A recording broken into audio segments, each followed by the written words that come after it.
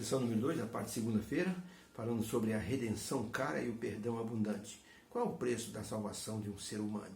Custou a vida do Filho de Deus. Não foi nada barato para Deus. Para o ser humano, não custou nada, mas para Deus custou a vida do seu Filho. Por isso, se olharmos para a história dos Efésios, nós veremos que eles eram escravos do paganismo e da idolatria e da magia.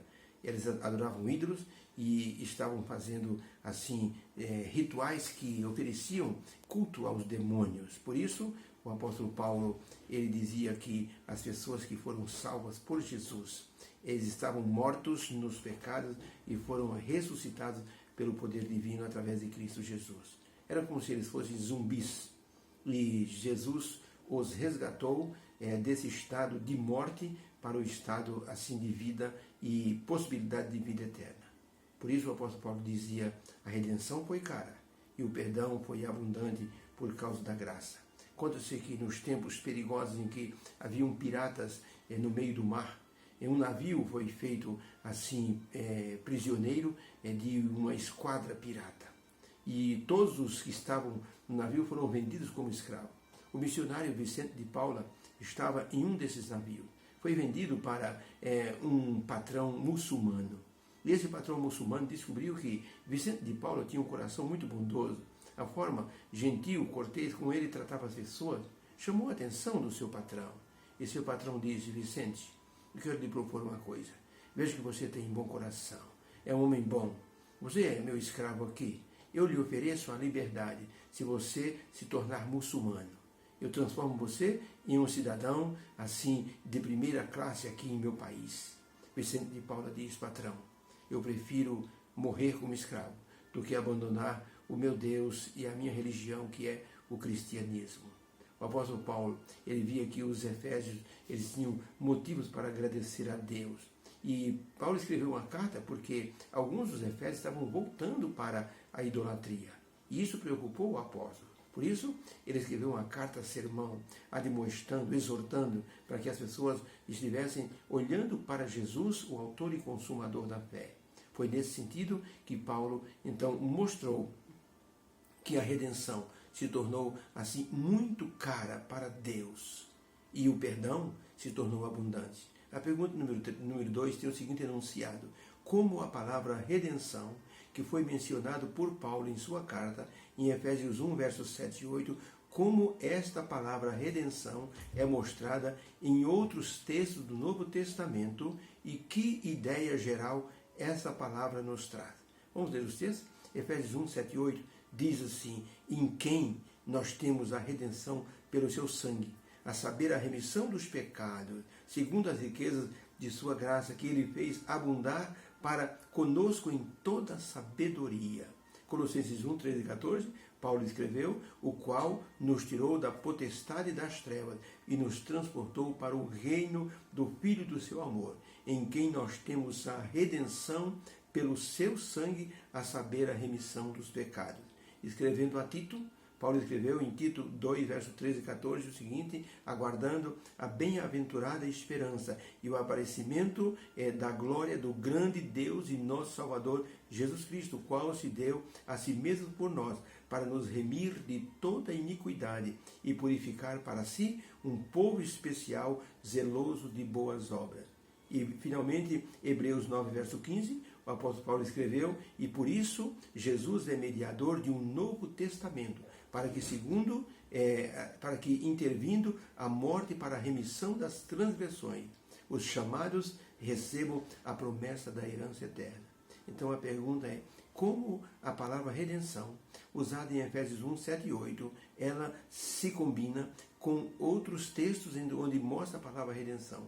O que há de interessante nessa palavra? A resposta: a palavra redenção, que está em Efésios 1, 7 e 8, e em outras passagens bíblicas, nos mostra que a morte de Cristo foi necessária para pagar e apagar nossas transgressões.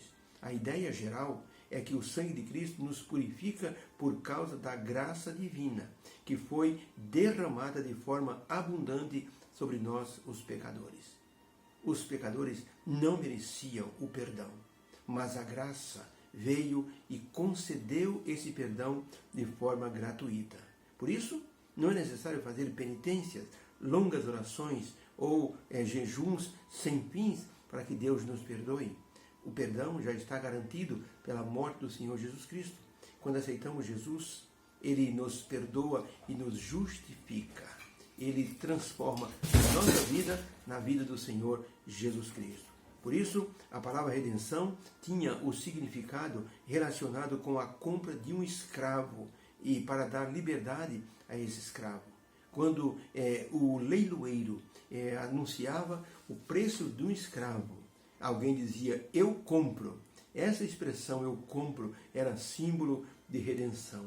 Era para libertar um cativo, prisioneiro, para dar-lhe a liberdade. Então, essa palavra, assim relacionada com nossa salvação em Cristo, nos libertou da escravidão dos pecados e nos deu a liberdade com dignidade, porque além de libertos, Deus nos concedeu o título de filhos de Deus.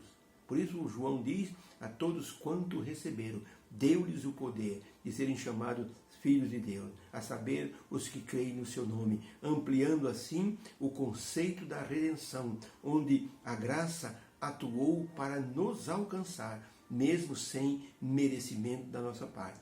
Pense agora nos efésios, mergulhados na idolatria, gentios sem esperança de salvação, e Paulo oferecendo o evangelho por 3 anos para libertá-los através da graça. Por isso, a história mostra que quando eles se converteram, trouxeram todos os seus livros de magia, colocaram num local e tocaram fogo naquilo. E o valor era de 50.000 denários.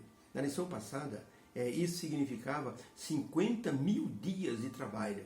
A R$55 cada dia, isso ia para mais de 2.600.000, o preço dos livros de magia que eles queimaram, mostrando que Jesus Cristo havia feito uma transformação. Eles então estavam se tornando merecedores agora da graça divina, pela atitude de estarem demonstrando publicamente, dando um testemunho de que Jesus transformara a vida deles. Por isso, o apóstolo Paulo dava glórias a Deus, porque Deus mostrou a sua graça concedida a todos que aceitam Jesus, aquele que foi morto no Calvário para nos salvar. Eu quero repetir aqui a expressão de Ellen White no livro Ciência do Viver, página 249. Eu mencionei ontem, mas quero mencionar aqui de novo. Diz assim Ellen White, se em nossa ignorância nós damos passos em falso, nosso Salvador não nos abandona. O Consolador que Cristo prometeu enviar em seu nome permanece conosco no caminho que conduz à cidade de Deus. Não há dificuldade que aquele que nele crê não seja atendido, não consiga vencer. Não há uma só ofensa, nem tristeza, nem fraqueza humana para a qual Deus não haja provido o remédio necessário. Então, não precisa se desesperar.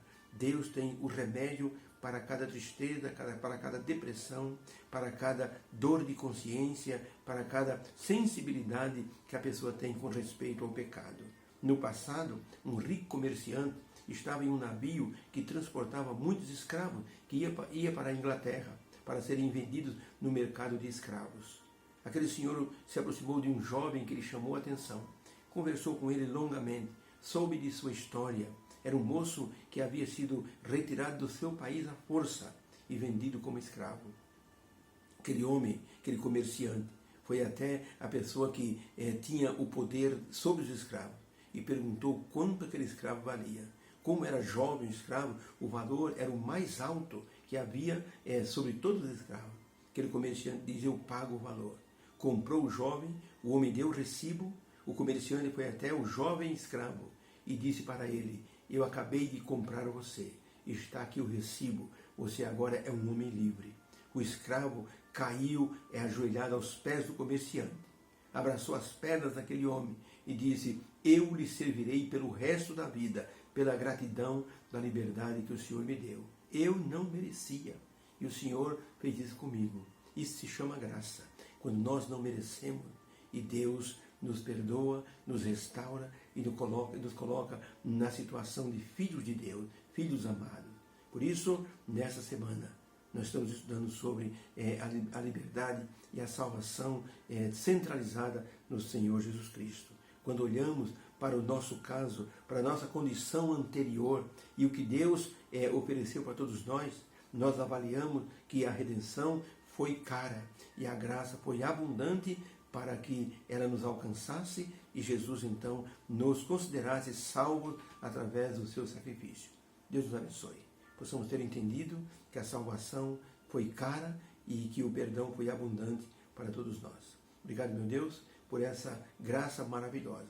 O Senhor nos salvou, nos comprou, nos libertou e nos deu condição de sermos teus filhos. Agradecemos essa graça em nome de Jesus. Amém. Deus abençoe. Fique com Deus. Tenha uma segunda-feira abençoada na presença do Senhor.